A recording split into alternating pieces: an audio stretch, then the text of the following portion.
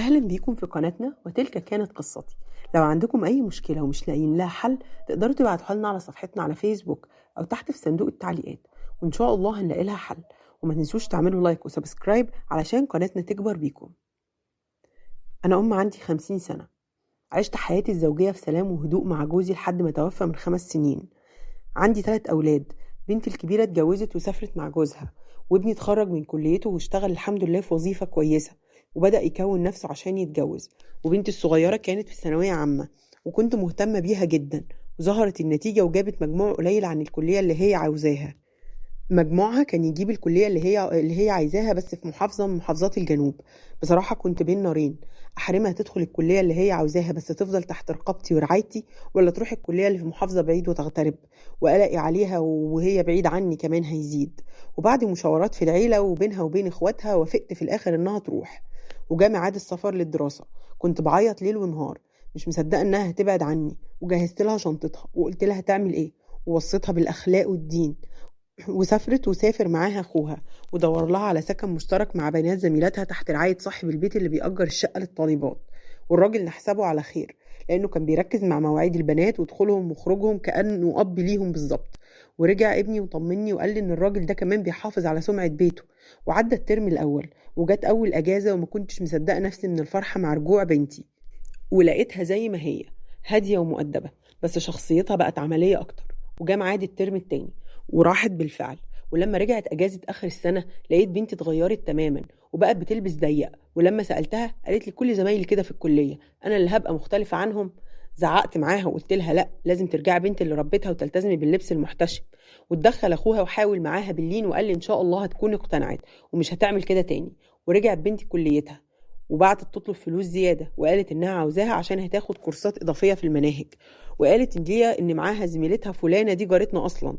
وبالفعل بعت لها الفلوس، وسبحان الله بعدها بأسبوعين جت جارتنا دي علشان كانت بتزور أهلها وعدت عليا علشان لو عاوزة حاجة أو أبعت حاجة لبنتي.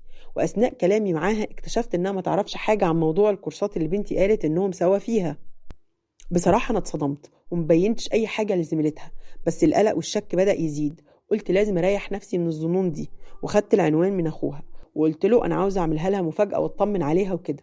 وما جبتلوش سيرة أي حاجة، وركبت القطر ووصلت البيت فعلا، وصحباتها استقبلوني بترحاب وكمان صاحب البيت، بس ما لقيتش بنتي. فلما سألتهم قالوا لي هي خرجت ولسه ما جاتش، نكلمها على الموبايل. بس أنا قلت لهم لا، أنا عاملاها لها مفاجأة.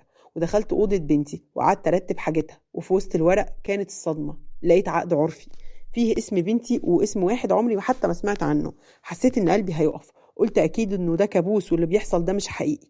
من الصدمة مددت على السرير شوية وفضلت اعيط لوحدي بعد ما زميلاتها مشيوا علشان هينزلوا اجازة لاهلهم. وفجأة هي جت وسألتها مين ده وايه اللي في الورقة. توقعت حتى انها تنكر او تنهار او تقول لي لا مش انا. فوجئت بيها بمنتهى البرود والهدوء. قالت لي انا متجوزة وان هو اكبر مني ب2 سنين وانا ما عملتش حاجة حرام، وانا متفقة معاه وقت ما نحب نتطلق نتطلق. وراحت المطبخ تعمل عشاء ولا كأن حاجة حصلت. ساعتها ما قدرتش امسك اعصابي اكتر من كده، قعدت اضربها واعيط بصوت عالي وانهارت تماما. فهي دخلت الحمام وقفلت على نفسها وما رضيتش تطلع منه لحد الصبح. حاولت اخدها معايا البيت، رفضت. رجعت وانا مصدومة ولحد دلوقتي ما حكيتش حاجة لاخواتها. مش عارفة بصراحة اعمل ايه، هل اقول لاخواتها ولا احول لها غصب عنها كلية هنا في بلدنا عشان تفضل تحت رعايتي؟ انا هتجنن، ده انا وابوها الله يرحمه احسننا تربيتها على الخلق والدين. اعمل ايه، انا منهارة. لصاحبة المشكلة، ربنا يكون في عون حضرتك.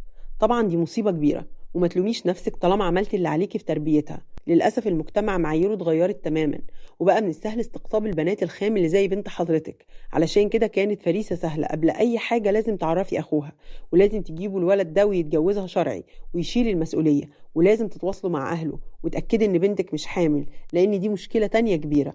وما تكبريش دايرة اللي يعرفه، كفاية أخوها وبس، حتى جوز بنتك ما يعرفش حاجة.